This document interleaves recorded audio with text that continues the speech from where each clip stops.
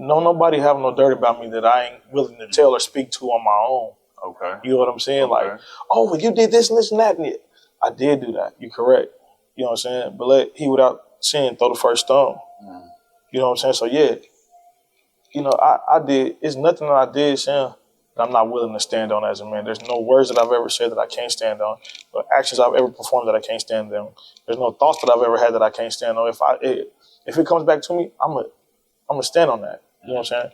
Right, wrong, weak or strong, I got to do that because at some point in time, that's the image that I portray, so I have to answer to that. And so, look both ways when you cross that street. Dot your I's and cross your T's. Measure twice, but cut once. Love life, live it up, bruh. Dream is good, do the work too.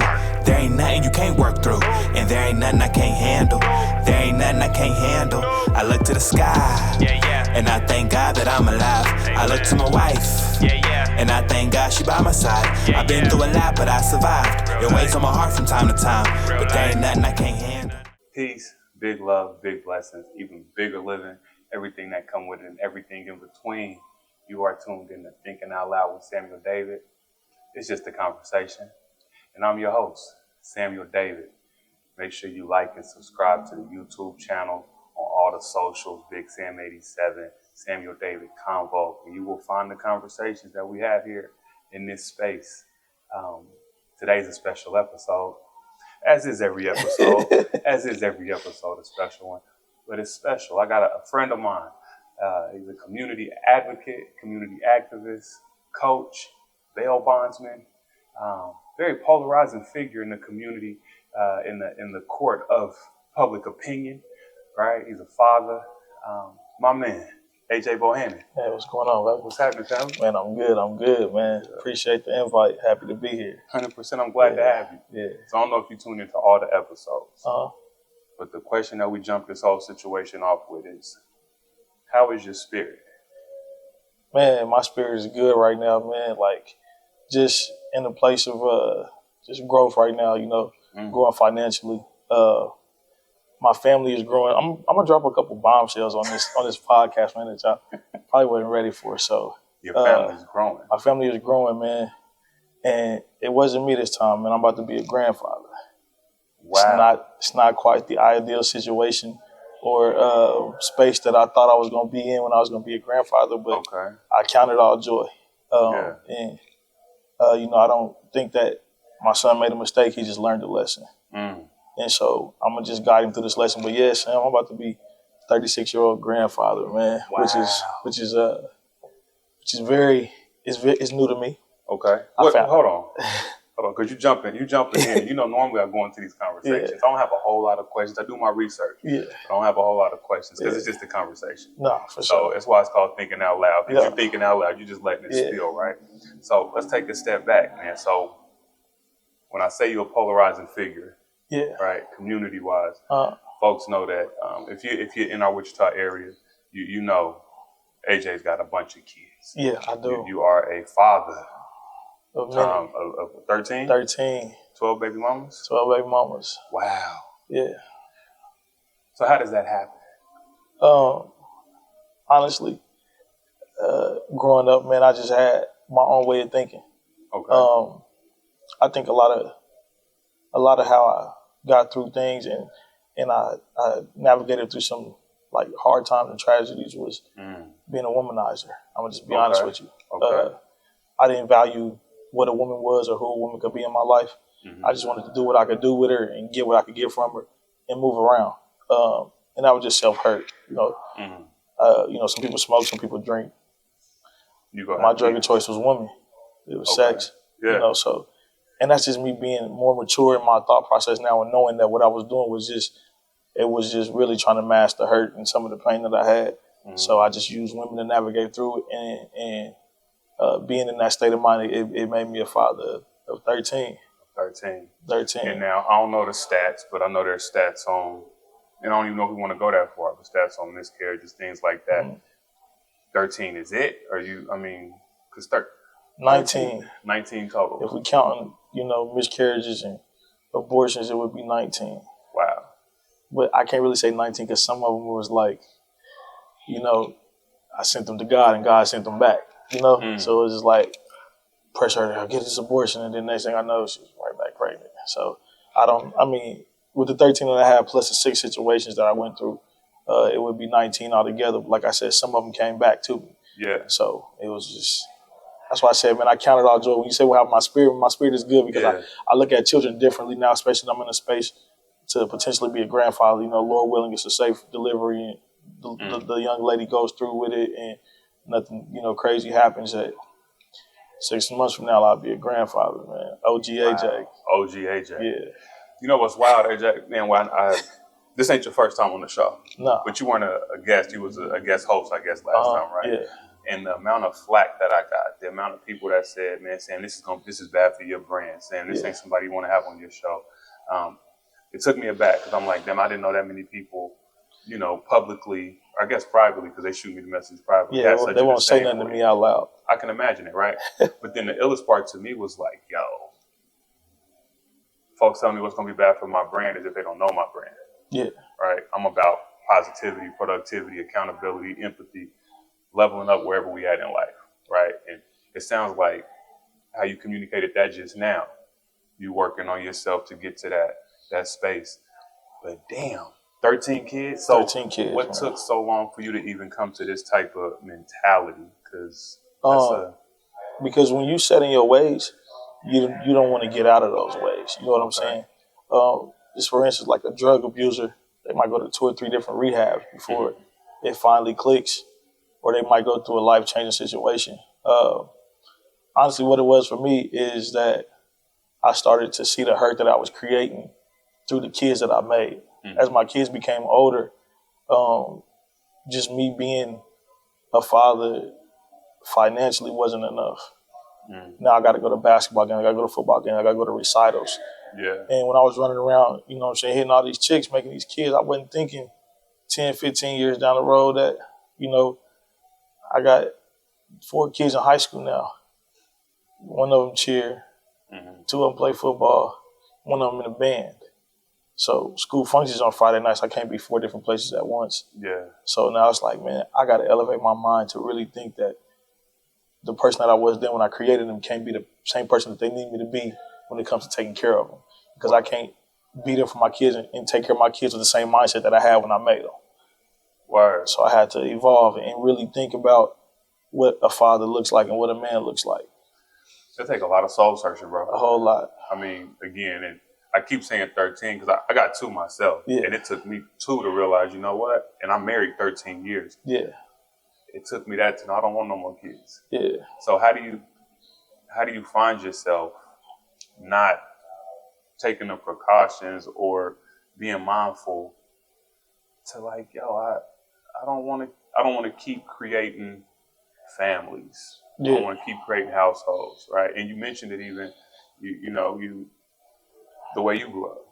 Yeah. Right. So I guess it's a 2-part question. Even like, did you have somebody to show you like, yo, this is what a man's supposed to look like. This is what fatherhood is supposed to look like. Yeah, for sure. Like I was raised by my godparents, and he's a pastor. Okay. So growing up, man, I got it all.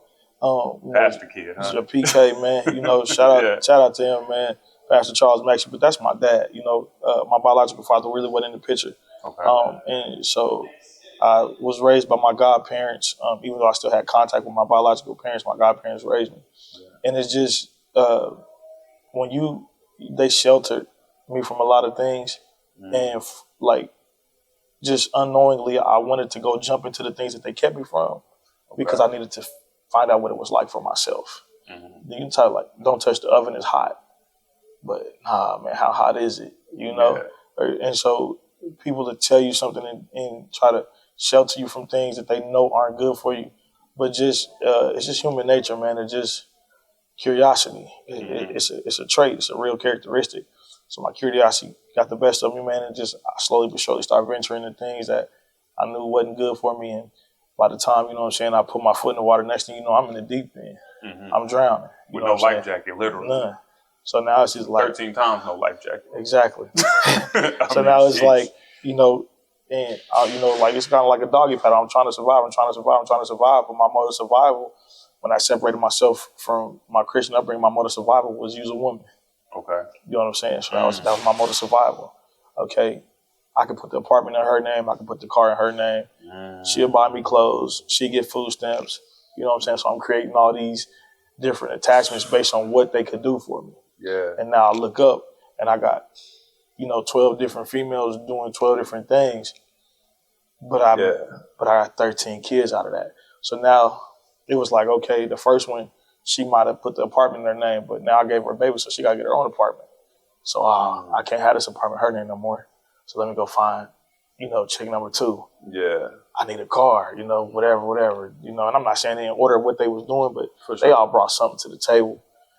And to the point to where, my table was full. But, what people don't understand is that when you put so much stuff on the table, it's eventually going to break. Facts. The table wasn't meant to carry all that weight. Mm-hmm. So I had so much weight on my table that it just crumbled. Yeah. And now it's like, damn, I ain't got no table. Everything I had on the table, I lost. Mm-hmm. So that's when I really got to the point. Was like, man, I got to really build my own table, but I got to have the right material. And when I build it, I got to put the right things on it. Mm-hmm. Got to have a little bit of faith, a little bit of honesty, a little bit of trust. Because that's shit I wasn't even worried about putting on the table at first. Yeah. So it's like, I got to rebuild this table. I'm going to put the right things on it. So, yeah, it was rough. But like I said, that was just my way of navigating through my own misery, was just using women. Yeah. And that's not something I'm proud about, especially now that I have 6 daughters. I couldn't imagine somebody doing to my daughters what I did to somebody else's. That's one of my questions even, right? Because I got a daughter.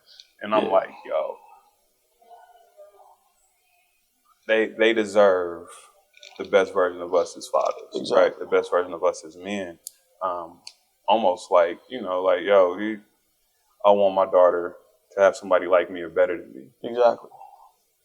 When you think to yourself, your past, your history, even where you are now, reconciling with a lot of your history, your past, how would you feel if your daughter, high school age, ran into a nigga like you? I'd run him away. You know what I'm saying? Just because I knew what my intentions were. My intentions with, I'm not going to say none of my kids' moms, but my intentions with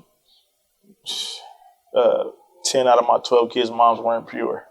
I married one, and I'm engaged to another one. You know what I'm saying? So I got engaged to another one. So 2 of them I had pure intentions, but the other 10, I didn't have pure intentions. And I was just out here, you know what I'm saying? So if you take a test and you get 10 out of 12 questions wrong, you flunked. So in manhood and in fatherhood, I was flunking. Yeah. So I can't have nobody come around my daughter that's flunking in manhood and fatherhood.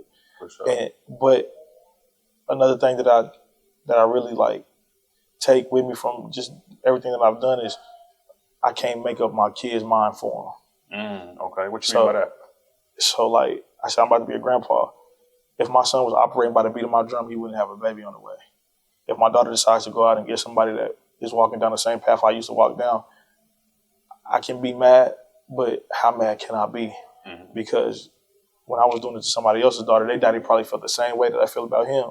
Yeah. But did their daughters leave me? No, I bamboozled 10 of them.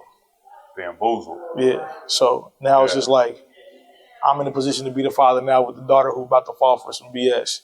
And it's just my karma, so I can talk to my daughter until I'm blue in the face, but if she fall for that, I got to eat that. Yeah, because our kids see us, and even though we tell them one thing, our actions are what tells them if it's okay or not.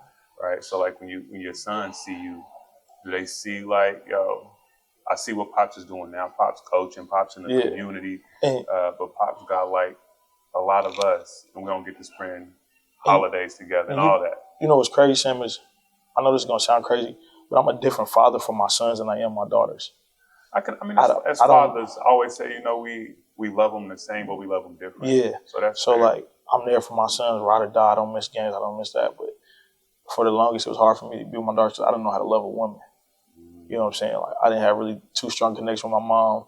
I didn't have no connection with my baby mamas. I was like, my daughter is just a younger version of a woman that I just didn't know how to love properly. Like, my son's just natural. My daughter's just never been like that. So, I mean, even to this day, like, I try. You know what I'm saying? Like, I give my best effort into being a father. But it's just hard for me. Because I don't know what it's like to love a woman. You know what I'm saying? I was married, but I got divorced in a year and a half. Because I wasn't ready. You know what I'm saying? I didn't know how to love. And so, like, me and my sons ride or die. My daughters, I have to really work for that. It's kind of like when you're in school. You might be good at science, but you suck at math, so you really got to put the time in with math because you don't understand these numbers. Like, I'm good at being a boy dad, but a girl dad, like, that shit ain't easy to me, you know, just because, like, I don't want to get it wrong, you know? Like, if I didn't get the relationship right with my mom, cool, I'm going to grow up and I'm going to get past that. I didn't get the relationship right with my baby mama, cool, but this is my seed. I created this young lady. So if I love her wrong, that's going to be her perception of what a man is. If I treat her wrong or if I do something wrong. So in my mind, it was just best to stay away. Got you. You know what I'm saying? Because if I don't show her nothing, you know what I'm saying, then she can't judge me for it. She can say, oh, you wasn't there, but yeah, I would rather not be there than to show you the worst version of what a man could have ever possibly be in your eyes. It's nothing really better than your best. You feel me? Because I think that's the challenge. That's where I was at. I was to the point where I didn't want to do nothing, but now it's just like, at least let me try. Okay. You know what I'm saying? Like, that's where I'm at now. You know, I mean, like, you know, with your little cousin, you know what I'm saying? Yeah. Bro, I didn't do nothing. And that was selfish. You know what I'm saying? Yeah. I had every right to step up and be a man, but I chose not to.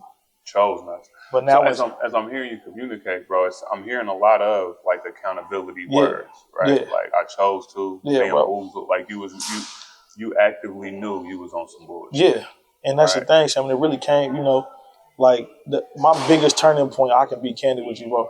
My biggest turning point is my daughter's school had a daddy and daughter dance, and she asked her grandpa to go. Word. I'm not dead. It ain't like you don't have my number. Yeah. It ain't like you couldn't text me, Facebook, Snapchat. You just didn't feel that comfort level to ask your own daddy to take you to a daddy and daughter dance. Yeah. So, like, that's when I really sat back and like, damn, I really don't have no connection with her. Yeah. Because she skipped past me and asked my dad to go with her. Damn. And I'm sitting right here. Yeah. And I created her. So that's when it really started clicking to me and things, you know. But like I said, I just couldn't say I couldn't, in my mind, I can't show my daughters what I showed. Like, it used to be a good thing for me, like, oh, my son's got hella females. And I used to think that was cute. But that's not cute now because now he about to be a dad. So people, I mean, I get it, right? Because growing up, I mean, we grew up in the age of, you know, we born in the 80s, but we 90s babies. Yeah. 90s, 2000s babies, right? So I remember a lot of the language, a lot of the things given to young boys, young men was find them, fucking forget them. Yeah. Who got hoes, who got money, right? Like that type of language. Yeah. So it's a lot of unlearning, unpacking, breaking down that piece of it. But when I'm hearing you explain these things, it's like you felt or you recognized you had more than just a society piece putting on you. Yeah. Right. You had some baggage, some trauma. Yeah. Right. Some bad learnings that you had to unlearn or walk through. Yeah.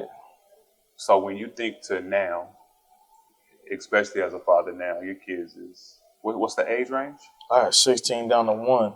Hey, 16 down to 1. So somebody was like, this nigga got X amount of kids, some in high school, and I still want to have some babies. Yeah. I think the illest part in that too, though, is like accountability on the other side. Yeah. It's not just a you thing. You own it. We the men. Yeah. Men, we lead this whole thing, right? Yeah. But I think there's some balance in recognizing, like, yo, the ladies in your life was making a decision to still be with you. Yeah.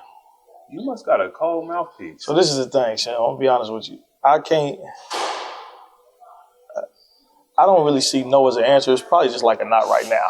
You know what I'm saying? It's like, I want to talk to you. Okay, well, she's just not ready right now. I'm going to just spin the block. You know, that was my mentality. Like, I'm going to just be honest with you, bro. I ain't never, and I'm not saying this to brag, but I ain't never wanted something that I couldn't have. Okay. And that's not just women. Mm-hmm. You know, like you said, I done had a club. Mm-hmm. You know, so I started a business making phone cases. I done sold dogs. I done, the bondsman company. If I wanted to do something, I'm going to go get it. Right. I'm just a person that I don't let things in front of me never be behind me. So I'm never going to, because if it's in front of you, I'm constantly chasing it. I really don't like that. So eventually I got to catch up, do what I got to do, put it behind me. Now it's on my bucket list. Okay. And so that's the same way that I treat women as well. But I'm like that in all aspects of life. Business, money, fatherhood, you know what I'm saying? And that's just how I treat women. Okay, she in front of me.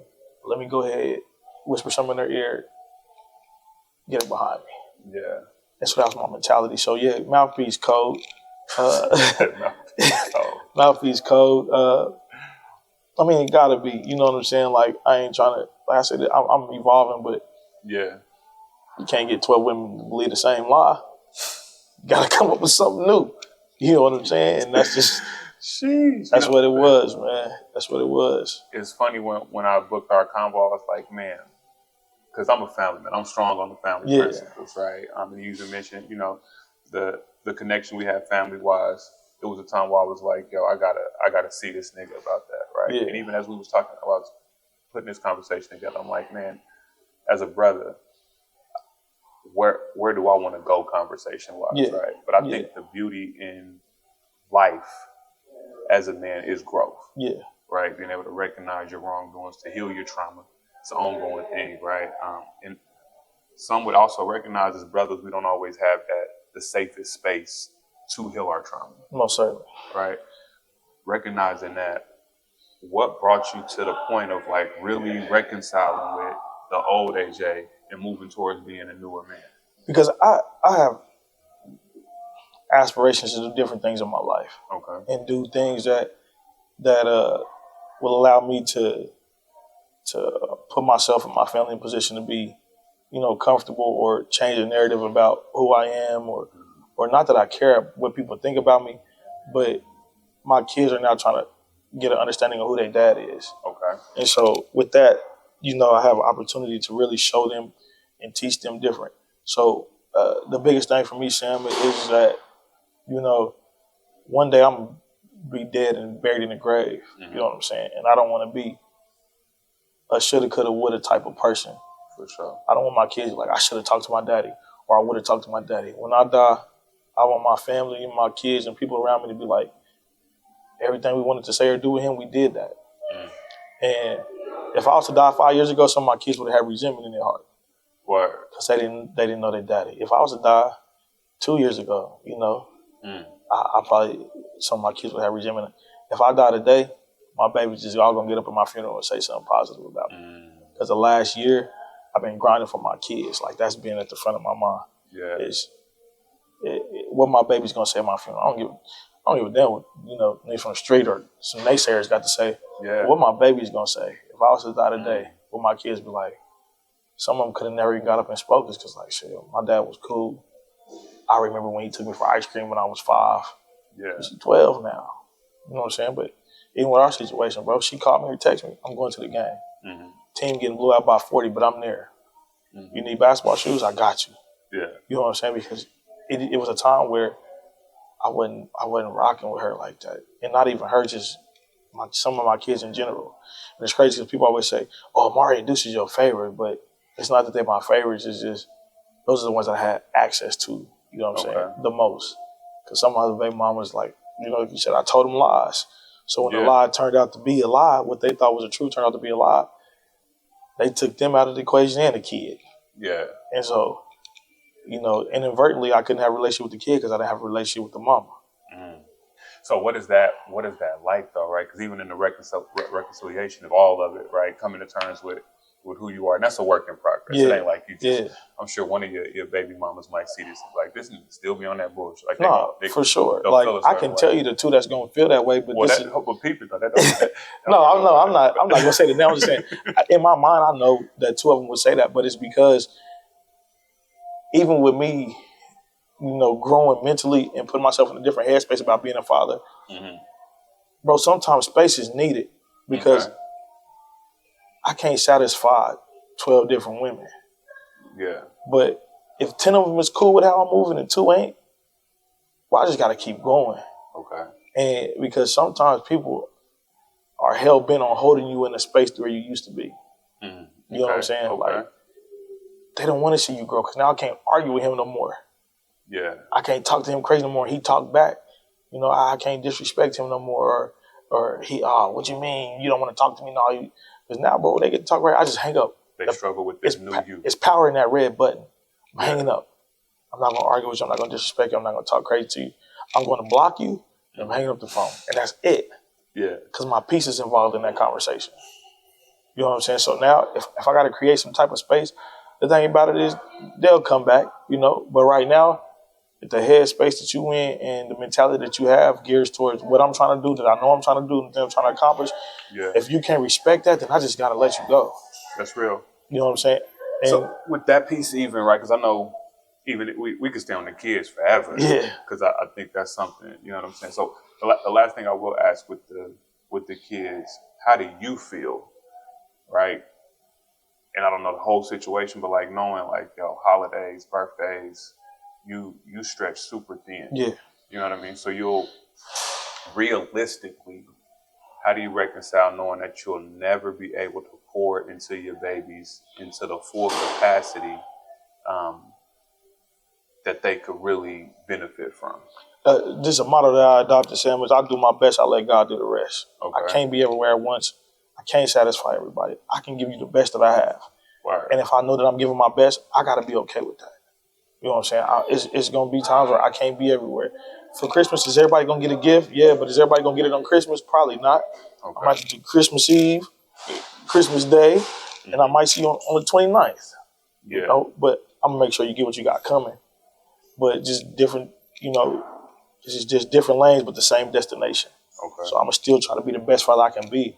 But none of my parenting communication, lines of communication are the same.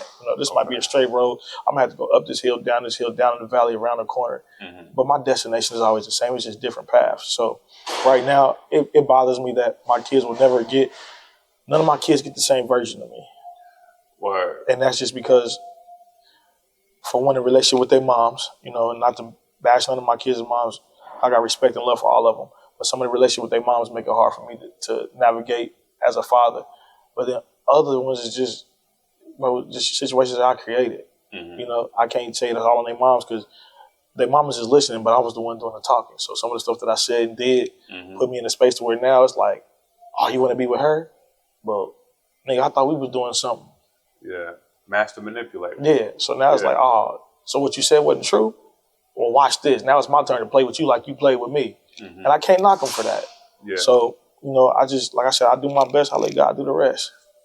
I know I said this was the last question about the kids, but man, as I'm even listening more, I'm like, 12 different baby mamas. I know there's some daddies out there that don't like you. There's some brothers out there that probably you got ill relationships with. Yeah. How do you navigate man to man, right, when it comes to speaking with grandpas or speaking with brothers or speaking with stepdads? You know what I'm saying? Like, what's that like? Man, my biggest thing, so I'm gonna be honest with you.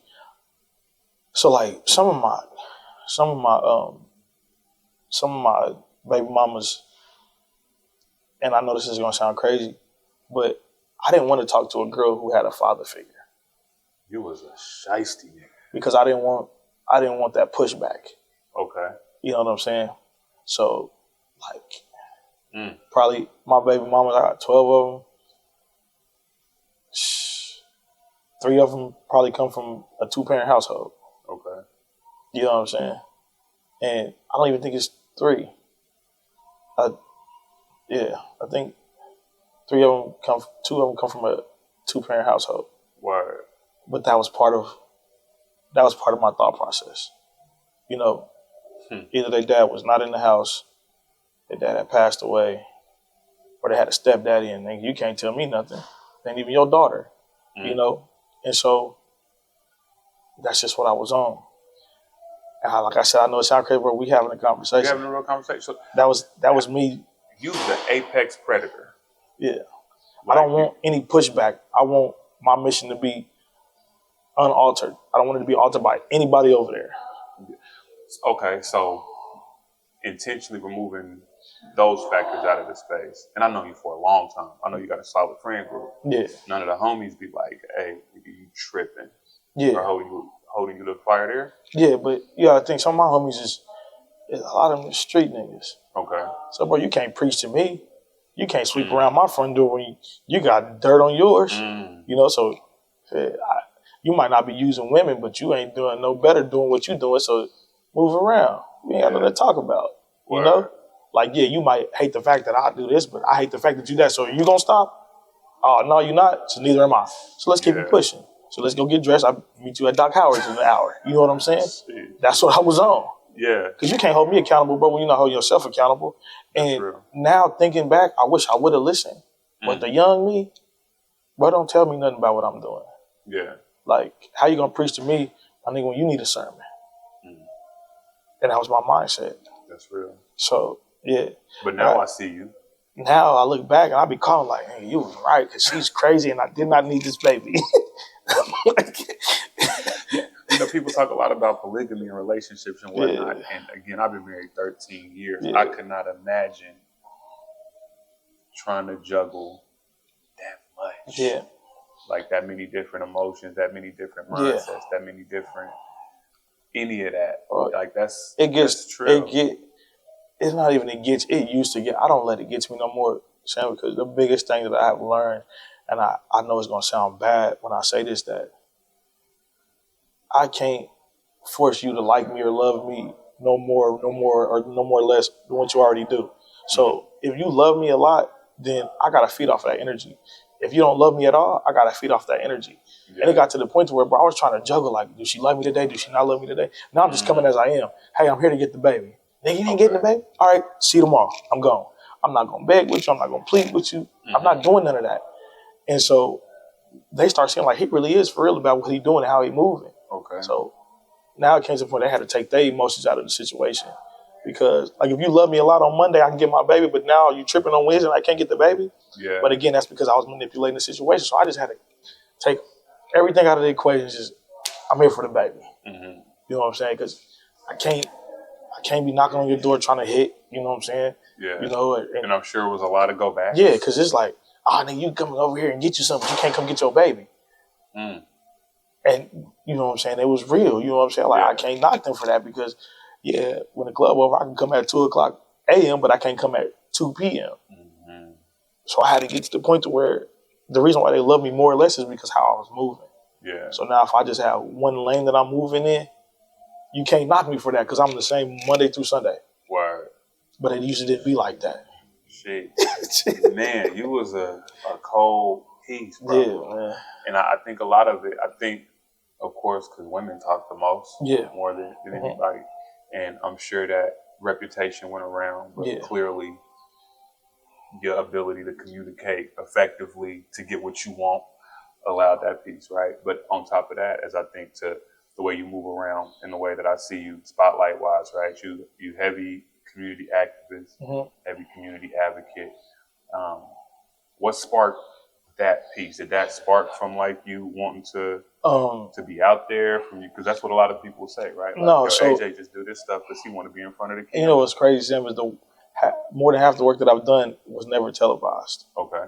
You know, it's even just the picnic and all of that. Yeah, all of that. And half the work that I've done was never televised. And this is the second part to that. Okay. Is I don't do stuff for people to watch. I just do stuff that's worth watching. Okay. You feel what I'm saying? Okay. So, like, I love what I do, and people gonna tap into that. It's like you were rapping. Like, you rap and make a song, everybody ain't gonna listen, but there's a select few that understand why you do what you do.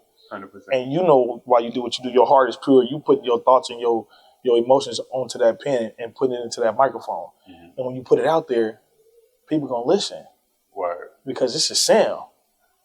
But when you're making a song, you ain't thinking like, oh, I'm about to get 100,000 views on, bitch, I feel amazing. You wasn't thinking that, but you felt every word in that song. So that's what you put out there. Bro, I feel everything I do in the community. It's nothing I do for show or I don't do that. Like when me and Pooh gave out them turkeys, 500 turkeys out of the back of a U-Haul. Yeah. Bro, we paid for those. That wasn't donated. That wasn't given to us. We did them back to school. We don't have no 501c3. Bro, that's out the mud. Yeah. You know what I'm saying? Why would I pay all that money to give back to my community just for recognition? I could make a post for free and do that. You feel me?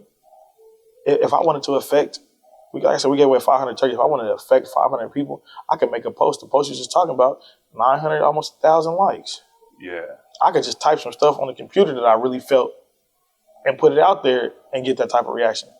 But I don't want what I do to just be words. I want it to be action. Okay. So that's why I move the way I move and I do what I do is because this really means something to me. Yeah. Like seeing my community in a better state, it means something to me. To the point to where another bombshell, man, I'm running for District 1 City Councilman. Yeah. No doubt. Yes, sir. So, another bombshell, man. Okay. I'm running for District 1 City Councilman, man. Yeah. Shout out to Brandon because he's been holding it down the last 8 years. Yes. But I think that the changes that I have is bigger than the work that I do in the streets. Okay. You know, I take it from a grassroots approach, but now I want to look at it from a political aspect. And if I can win that race, have an opportunity to represent District 1, I would be doing that to the best of my ability. So yeah, another bombshell. I'm running for District 1 City Councilman when the race opens up next year. I can see you make an impact in that space, yes. right? Because again, I'm all about perspective, right? Perception is one thing, but perspective, right? Yeah. Perspective, that ability to be able to view it from this lens, that lens, up, down, low, whatever. And when I see you do the work that you do, although sometimes it might look like, you know, yo, I'm in front of the camera, y'all see me, I'm like, Pac out this bitch, right? But to be able to consistently do that type of work, right? Even with the type of backlash that you receive, young, old, brothers, women, right? There's got to be like a genuine passion behind that.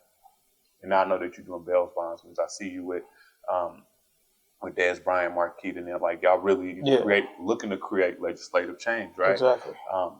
What sparked that desire, that passion, that type of commitment for you? Because we don't have a voice. The black community, they really don't have. They have people that speak, but they don't have a voice. You know what I'm saying? So, and sometimes when people speak on behalf of us, they don't know us. Okay. So, I know us. You know what I'm saying? Like I've been, like you said, I've done all this stuff in the community all these years. I got the pulse of the African American community in Wichita, you know, the North Side, the District 1. I have the pulse. I know what the pulse of that is, so I can speak to that. I can speak for that. And I feel comfortable operating in that space. You know, some people would come and do events over on the North Side just for the numbers. Like, oh, let's go do a back-to-school drive and give out these backpacks and make sure they sign up because if 500 of them come, we get a kickback on this grant. Word. Sam, I've never got a grant. I've never had a loan. I've never had any of that. So it's crazy because people are like, oh, he do that for the cameras. But if you take the cameras away, I'm still doing the work. I go to work every day for a nonprofit with no cameras. Yeah. That's my 9 to 5. That's my mission. The name of the company is Cure Violence. That's what I work for. You know what I'm saying? That's what I do on a day-to-day basis. I don't care about the cameras. Half of the stuff that I did, Sam, we just post them on Facebook about, oh, we're going to give away turkeys. Yeah. People from the news inbox me. I don't reach out. I reached out to one time, and I can tell you, my honest to God, I reached out for a camera crew. Is when we did the march because I was scared somebody was going to shoot, and I know if somebody shot me, it was going to be on camera, so I didn't have to worry about that. Because ain't nobody doing no assassinations on live TV. So that was my form of security. Hey, can y'all come and cover this march? Because I said, don't mark me, okay? Yeah, okay. Because I was scared. I ain't gonna lie to you. I had a bulletproof vest and everything. I was scared. So I'm like, all right, if the news is there and they see all these cameras, they probably ain't gonna shoot me on live TV. Yeah. So that's the one time that I did that, bro. And that was out of fear. That wasn't out of publicity. That was for my own. That's free security. You know. And so that's where but other than that, bro, I don't reach out to the news and stuff. I can show you my inbox. People like, hey, you got anything coming up? Any events? And we'll do this. No, because what I do is worth looking at. You know what I'm saying? It's worth watching. It's worth reporting because this is somebody that's really doing something genuine. And you know what's crazy is, bro, I do all this stuff for the African American community. And that's where most of the backlash comes from. Oh, trust me, I know. I've been on the other side doing different situations, and I've been called a coon. Come on, Uncle Sam. Tom, like, in my inbox, all types. So I can only imagine. And people love me. Yeah. And bro, I'm not too many people's favorite. But it used to be like, but you know what's really happening is, bro, like you said, I've been doing it for so long consistently. I'm 36 now, bro. I started when I was 22. So for 14 years, I've really been doing community activist work. So now it's like, all right, it's hard for somebody to fake something for 14 years, bro. Very difficult. So he been doing this for 14 years. Bro, really onto something, you know. So now it's people that used to talk crazy, they'll double back for a conversation. Okay. Or now they need resources. It's like, hey, bro, I know you got this. You know, my nephew just went to jail. First of all, can you bond him out? Yep, I sure can. When he get out, bro, he need a job. He got to get a job. This. All right, I got the resources for that too. Yeah. So now the very people that used, you know what I'm saying, that used to step on me, it's like I gotta go dig him up. Not it, yeah. Cause I need him. I need him now. And I don't hold no type of, hate or no type of none of that, bro. I was just I got you. Yeah. Your bond is 1,000. And tell him to come to the office in the morning and I'll get him to the job readiness program. He need a bus pass, he can't get to work, I'll get him a bus pass too. Yeah. So now it's just like, now that they see that I'm continuing to do this and I'm real about this, it's like, man, I need dude. Word. And I don't really hold back no resources, I give it to him. That's another thing I was gonna ask, right? Like how when you consistently doing something and you're not doing it for the outward love, right? The purity shows. How do you feel when folks that used to, they used to throw dirt on your name now try to come dig it up because they need something? But bro, and I'm gonna be honest with you. I'm not gonna lie. I would have hated the old me too. Okay. Because it wasn't that I wasn't pure. I was just on some Dr. Jekyll and Mr. Hyde type stuff. So yeah, I'm gonna give out these turkeys to the people in the community. Bro, I had an after hours for 2.5 years. That ain't even legal here. Word. So it's like I was taking the money from the after hours, buying turkeys, bikes, Christmas gifts, and school supplies for the community, just because in my mental I knew that I gotta do something right for the wrong that I'm doing. You know what I'm saying? Okay. Like, and I ain't never been no type of gangbanger or nothing. I didn't tear down the community in that sense, but still I'm introducing my community to something that I know is not productive at all. Yeah. So they was probably like, God, this nigga tripping because he gonna be in the club tonight. And I was. Yeah. You know what I'm saying? And so I couldn't took me serious either. That's why I said I had to really elevate my mind when it came to everything in my life. Because my message was getting lost in the mess. That's a real thing. Like my message is pure, but I'm entangled with so much mess that they don't even pay attention to the message because they like this nigga on bullshit, Right. And I couldn't blame them for that. So now I just had to keep the message and just distance myself away from the mess. Yeah, and I think that's important. I think everybody got a pass. Yeah. Right, and again, hearing you, the actions. You know what I'm saying? When I see you working. Yeah. Right. So again, from this perspective, from this lens, you definitely putting work in. I recognize again the past, the history, the old AJ. Some would say he's a whack ass nigga. Yeah. Right. To see you now owning up to that, recognize you still got a lot of work to do on the back end. Right. And I think, bro, a lot of that is, and I don't say this to brag, but a lot of what I touch turn to gold. I really don't fail. Yeah. So people either want you to fail or expect you to fail. Or they see things come my way and I still rise above it. Yeah. So in their mindset, like, damn, that didn't get him. Dang, that didn't get him. Dang, that didn't get him. Oh, he did that. So it's like, I really haven't put my hand into something or done something that didn't turn out the way I wanted it to turn out. Like I said, bro, I'm the type of person, I'm going to get that and put it behind me. That's always been my mindset.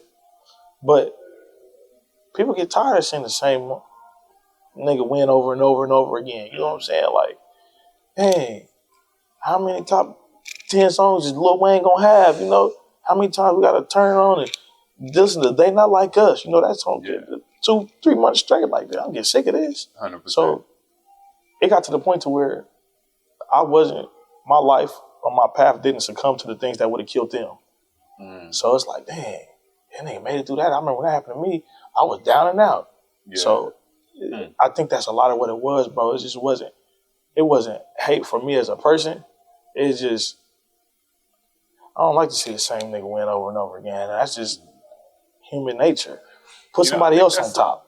That's a fair statement, right? Because I think a lot of things happen with proximity. Yeah. Right? The more you know somebody, the more you feel like you know somebody, then the easier it is, or you feel like you got to pass to judge them, right? To put a certain jacket on them. Because if you were doing these things in a bigger space, right, where you weren't as closely connected, 13 kids, you connected to everybody. Yeah. But all jokes aside, if you were in a space where you weren't as closely connected to the community, relationship-wise, to individuals, the work will look way different to people, right? And I often think about every winner has a past. I think to and I'm not even gonna jump it up in there, but right when I think to like a Malcolm X, right, like bro was, he had a history. Yeah. And if people would have judged, and only if you was to die in your past, your history wouldn't allow it. Yeah. I mean, your future wouldn't allow it. And you walking into the future, obviously with the decisions that you made before, right? But consciously recognizing, okay, I'm gonna level up, I'm gonna do better. And then hearing, everything I touch turn to gold. I think some of us are truly like anointed. Yeah. Some of us truly have this thing. You can't lose. You can't, I won't say you can't lose, because we all gonna lose. Yeah. Right? But it just, the way that you're able to maneuver your losses. Yeah. The way that you're able to maneuver, the way that the outside world, right? Recognizing, I got a mission. I got a vision. Yeah. Right? God got something for me. Yep. And that's and kind of ill. This is the thing, bro. That's what I told my mom and them. I was like, if I wrote down my resume and handed it in, people would jump at that. Mm. The only thing that would keep them from jumping at that is when I put my name at the top. Yeah.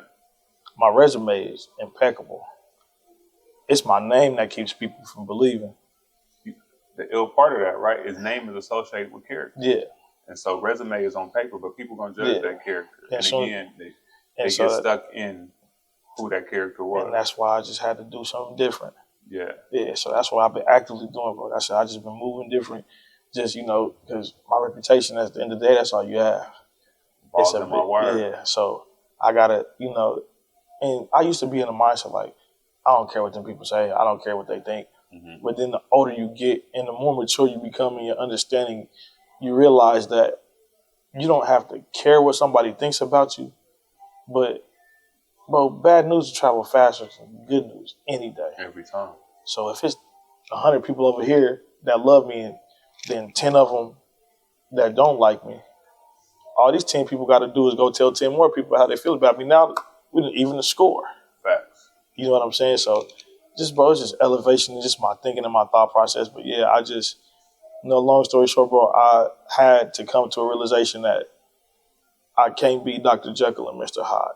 Facts. My words got to align with my actions got to align with my words, and they got to marry each other. Yeah.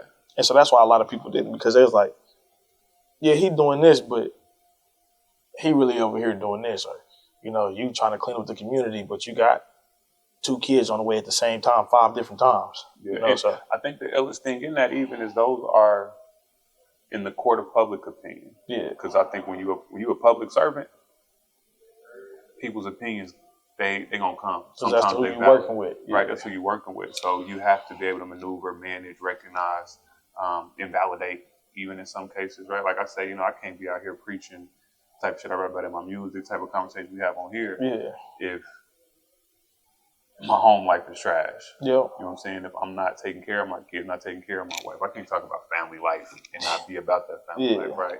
So I think it's a fair judgment is judgment. People gonna judge, niggas gonna judge. But I think it's understandable perspective-wise to see why folks would be like, this nigga is trash because he trying to save the community, but he got all of these kids, all of that, right? But then the other piece of that is your personal life. Ain't nobody business. Yeah, and see, the community is receptive to the changes that I'm trying to make. Yeah. Sometimes my baby mamas wasn't. You know what I'm saying? So like, I mean, I ain't even try. I say this in love, but bro, I couldn't have took a turkey to my baby mama's house. They was like, nigga, bye. But I was able to give out 500 of them to the community. Mm-hmm. But I couldn't have went to all 12 of their houses and gave them a turkey because we're not even on that type of time. That's why I said I had to get a point to where my family morally and consciously meant just as much as my community. Yeah. You know what I'm saying? Because I was into the point to where it's like, just it's almost the same like I'm doing for the community and I got a couple of naysayers, but I can move around that. So it's like I can do for my kids, but if my baby mamas or their family or whoever is naysayers, I didn't want to maneuver around it. I just threw my hands up and walked away. Yeah. And it's not productive. And it's not productive. So I had to come to a point of like, no matter who or what comes my way, I can't say I'm doing for the people on the outside of my house. Mm-hmm. You know what I'm saying? When the people that's quote unquote on the inside of my house, I can really turn a blind eye to and be okay with that. Yeah. And so it just wasn't working, bro. It wasn't working. So let me ask this, because what I'm hearing through this conversation with you, bro, is a lot of growth, a lot of transparency, a lot of candidness. So you say two things you dropped on here, right? You're about to be a grandpa, and you're running for District 1. Mm-hmm. I think in both of those situations and those you about to have a lot of your past thrown in your face a lot, right? Whether it be from, if you believe in the karma thing, right? The energy you put back in the world gonna come back to you tenfold with that grandbaby. You know what I mean? With whatever situation your kid go through as they become a parent. Hopefully they able to break some of them cycles. Yeah. You feel me? Because you without beating it up, I mean, you gotta own that you created a lot of cycles that now have to be broken. Correct. I mean, now have to be corrected. But then running for District 1 in politics ain't no secrets. Yeah.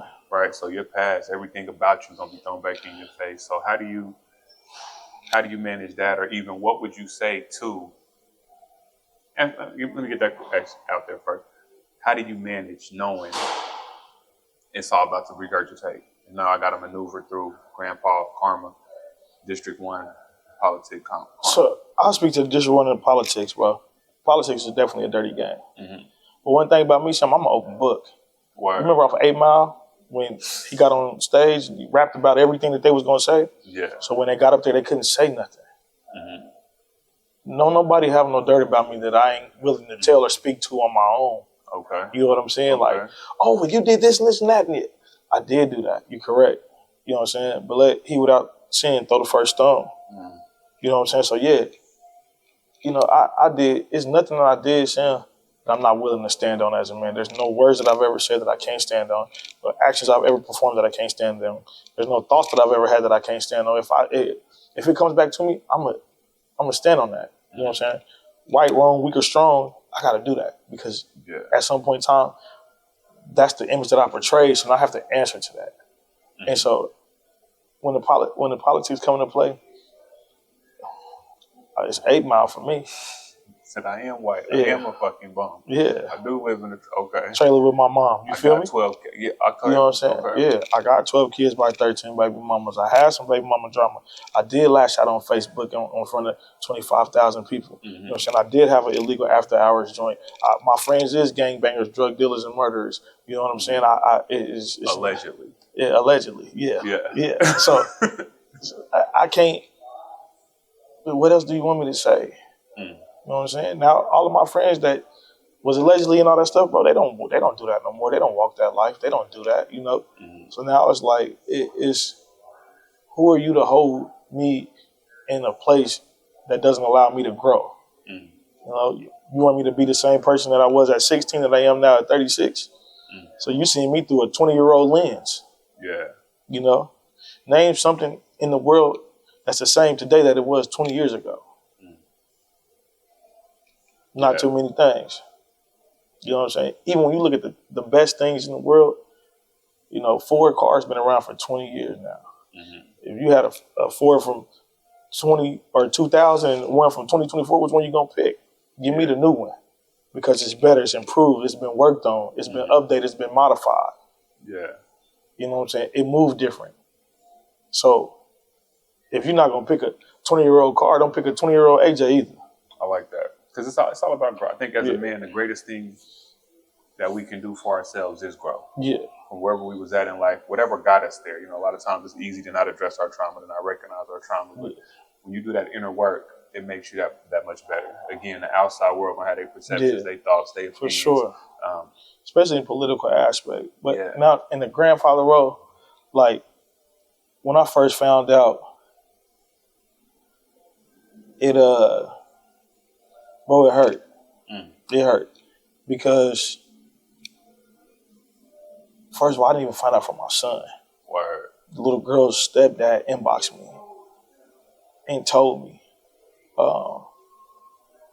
And so I thought I had built a line of communication with my kids that, bro, we could have those conversations. You know what I'm saying? Mm-hmm. So it hurt because this is life-changing and my son couldn't even come to me about life-changing situation. But then it hurt in the sense that, bro, that's all I showed my sons. You know what I'm saying? And now it came back. You know what I'm saying? And like, bro, man, Sam, it's so many things in life that I've done that I could take back that would affect other people around me. 100%. I wouldn't even take it back for my own personal gain. I would take some of the actions and the words that I had, I would want to take them back because of the residual effect that it has on my children. Mm-hmm. You know, and one thing that I did, man, is I flaunted women in front of my sons to the point to where they glorified that. And they thought it was cool because my daddy do it, so I do it. And so now it's to the point to where, bro, my son is one of the top football players in the country. Mm-hmm. But now you got some baggage that you got to take with you wherever you go. Mm-hmm. And, you know, you about to walk into an area of life where I can't hold your hand. You know, I've tried to keep you as innocent and as preserved as long as possible. But now you took that step into manhood, so I have to allow you to experience manhood at the age of 16 when I really didn't want you to experience it until maybe 22. Yeah. When you walked across the stage, are you a man now? You got a college degree. So now you're on a 6-year premature count on what a man is. You know, so, but I can't fault nobody but myself, bro. The biggest thing that I've learned from the situation, I've only been knowing for about a week, but one of the biggest things that I told my son, I went off on him at first. I'm not gonna lie, I cussed him out. That first night I was pissed. But I can't not expect my son to do the things that he saw. When you're in Rome, you do as the Romans do. So yeah, he laid down in that bed and he made that child, but he was only portraying what he saw his daddy do. And that's my oldest son. Mm-hmm. So he saw 12 after them. Yeah. So how mad can I be? Dude, that shit hurt, bro. That shit hurts, Sam. Like, it hurts, bro. But how mad can I be for him doing the only thing that I've really showed him when it comes to a woman? Mm-hmm. I ain't never showed him how to love a woman. Yeah. I never showed him how to treat a woman. I told him how to lay him on their back, knock him down, and move around. Yeah. So now that's what he's done. So was I happy about it? Hell no. You know what I'm saying? I ain't even gonna lie to you, bro. I tried to talk the girls' people out of the whole situation the first day, just because selfishly I didn't want my son to be baptized into manhood prematurely. I didn't want him to jump into that pool because you don't even know how deep it is. So I know you're not gonna survive. Still, I got a line on one of my songs where I say, my only hope in this life, as I write, is that the fruits of my labor stay right in spite of my past actions. May my transgressions never fall back on my seeds. Yeah. Right? And I think that's why I asked the karma question. Right? I don't know that. I think no matter what, our kids are a true reflection of our best selves. Yeah. As well as everything we show them. Sometimes they grow up in resentment of who we are, and in some, proud of who we are, what we show them. I want to ask this question, just like this, recognizing, you know, the grandbaby on the way, so in a space you have this opportunity, but 36-year-old AJ, what would you say to 16-year-old AJ, knowing all the things that you've learned, right, everything you've experienced? Man, honestly, Sam, the biggest thing that I would tell me is I would have sought some help. Because hurt people. So, like I said, but I never really respected any type of woman in my life just based on I wasn't raised by my biological mother. Okay. So growing up, it was always fuck women. Because if the woman that brought me into this world didn't care enough about me to keep me, then how can anybody else care about me more than the woman that brought me into this world? Not knowing that's just my selfish thinking, but from a broader perspective, I have a woman that was placed in my life, my godmother, love her to death, that was really trying her best to be my mother, but I had so much resentment, I never allowed her to be. Yeah. And then when my biological mother came around, I couldn't even let that relationship organically blossom because you've been gone for 14 years. Fuck you. Mm-hmm. So I hated the women that tried. I hated the women that came in late. So then every woman after that, bro, they got all that backlash. You know what I'm saying? So, shit, bro, I grew up hating women. Yeah. You know, to the point to where, shit, I took all my pain out of them. Just fuck them. You know what I'm saying? And, bro, I would have sought some help. Bro, I grew up a sick individual concerning women. Mm-hmm. Like, bro, the stuff I did was, bro, it was fucked up. Word. You know, and that's why I had to call my son. Because, bro, I can't fault you for that. You know? And like my biological mother, these last 3 or 4 years, I've been trying with her. You know what I'm saying, bro? I carried that shit till I was damn near 32. You know? And so for 32 years, bro, I didn't give a fuck about no woman. I just internalized that pain, bro. But if I would have got some type of understanding at 16, bro, I would have been cool. You know what I'm saying? But I didn't. So if I was to talk to the 6-year-old me, like, it's not popular for black men to seek help. That's real. You know, that's not the cool thing to do. You know, it's not. Shit. That's why now accountability as a 16-year-old wasn't what I wanted to do. But 20 years later, I can have that accountability, bro, and really say that. Shit, it was me. Yeah. I wanted to blame everybody else. Bro, it was me. And now I got to take that it was me mentality and put it into everything I do in life, bro. My relationships didn't work because of me. I couldn't see my kids because of me. I don't have a relationship with my parents because of me. I didn't grow financially because of me. And I understand that. You know what I'm saying? Sam, I done touched at least $1 million in my lifetime, if not more.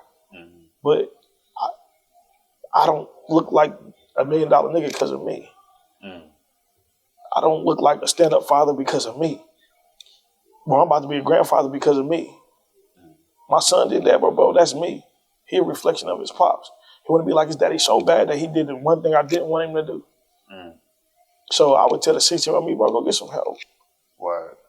Go get some help, bro, because you're going to carry that pain for the next 20 years and you're going to hurt so many people because you didn't know how to unhurt yourself. That's true. That's what I did, bro. Like, domino effect. I'm hurting my baby mamas. Then they have a kid, now I'm hurting the kid. You know, all my baby mama's family had aspirations for them, and I done knocked her up. Now I'm hurting her family. Dominoes. This one man, bro. I know I done hurt over at least 200 people just by my selfish actions. Yeah. And shit, bro, I didn't unhurt myself. I was walking around damaged, but I didn't portray that hurt. I used that hurt as fuel to hurt others. Oh, you got some money. What your mama and daddy do? What your mama do? Oh, you got a job. What's up with these J's? Oh, yeah, I can be a boyfriend, do whatever. Next thing I know, I got a baby, so I moved to the next one. And I was going around just creating broken homes and damaged relationships. Yeah. And shit, bro, I just didn't unhurt myself. So I would definitely tell the 16-year-old me, bro, go get some help. Because what you going through right now, you're going to have to carry that shit for the next 20 years, and you're going to hurt a lot of people if you don't fix this right now. Yeah. And I did, bro. I hurt a lot of people. And now, like you said, the karma, bro, that hurt is coming back on me. Because now I got a 16-year-old son, one of the best athletes that I know. He about to be a daddy. And when I talked to him, I talked to my son for 4 days, bro. I took him to church yesterday. And he went down front, bro. And, you know, I didn't expect that because my kids they're not like that. He went down front of the church. And, you know, so as a father, as mad as I was, I followed him down there. Bro, because that's still my baby. You know what I'm saying? Like, that's my heart. That's my oldest son. That's my firstborn. So as mad as I am, I can't let him navigate through this by himself. some things I can't help you on. You know what I'm saying? I can't help you, late at night when the baby crying, bro. I gotta let you be a dad. I can't shelter you from that because that's something that you created, so you have to deal with that. But what I can do is I can prepare you. Because when that moment comes, you have to be ready. Wow. So now I have to prepare you for that. But when that time comes, you got to stand on your 10. 100%. I'm going to love you through it all. I might watch you trip, but I ain't going to never let you fall. Wow. You know what I'm saying? But I got to let you trip a couple of times. Mm-hmm. Dad, I need diapers. I can't buy diapers, but I could teach you how to go cut some grass and go make some money to buy some diapers. Because you're only 16. There's not a job out here that's going to be able to sustain a baby. So now you got to get your hustle up. Mm-hmm. And nothing illegal. We're not doing nothing illegal. Okay. So, yeah, bro, I would tell my 16-year-old self, bro, go get some help. Because if you don't, you're going to hurt a lot of people. And that's what I did. I hurt a lot of people, man. My baby mamas, my siblings, my kids, my baby mamas' families. Well, I've hurt a lot of people. Yeah. By not unhurting myself. And that's, as men, that's important, right? To recognize, for one, that you need some type of support, some type of something to make you better, to help you be better. Because we can work on ourselves all day, but if you don't know the tools to work on yourself, you don't know the resources to work on yourself, right? Then you out to dry. But I love, in this conversation, again, I love the growth. I love you recognizing where you headed. You can't change what's behind you, but I love you recognizing where you headed, what God got for you. You feel me? What your vision is, what your mission is. Most certainly. I mean, I that past, they don't throw it at you all the time. Yeah. But again, from this side perspective-wise, the way you maneuver it, the way you navigate it, I ain't never see you lash out at nobody for talking crazy, talking reckless about you, and they don't stop. I may see you go on live talking crazy to your lady, and then y'all back together, but that's, you know what I mean? That's part of relationship. That's part of growth. Because one thing that I always take with me, Sam, is it's not what they call you, it's what you answer to. Mm-hmm. They can call me ignorant, they can call me dumb, they can call me stupid, they can call me whatever. They can, he do this for that or this for that. But, bro, I don't have to answer to none of that because I know that my heart is pure. 100%. And now, bro, I'm to the point to where when you say, how am I, bro, I'm operating on all levels, at a Mecca. Mm. And that's where I'm going to continue to stay. Ain't nothing going to bring me down. You know what I'm saying? It's really nothing. Like I said, I'm going to run for District 1, bro. If I don't win, do I stop doing the work? No. Word. But if I do win and the work intensifies, you know what I'm saying? I have a different purpose. I can maneuver from a different angle. But, man, bro, they talked about Jesus. Mm-hmm. And I'm nowhere near as good as he was. So who am I to not get talked about or ridiculed? Or, people going to throw stones, but that don't bother me. One thing that people have to understand is that, bro, if I'm in a space or a place, that's where my heart is at. Mm. If I can't put my heart into it, I won't go. That's why people say, oh, he ain't shit daddy for so many years. But my heart was not in being a father. Mm. That's not where my heart was at. I was trying to chase some money and chase some hoes. Yeah. My heart was not in fatherhood. And I knew that, so I didn't go down that road. But now, bro, there's nothing between here and heaven that can separate me from my babies. Word. I love that. Nothing. I love that. So that's where I'm at with it, bro. If I put my heart into something, you guarantee that it's going to get done. Oh, God. Listen, man, I appreciate you pouring your heart out today, right?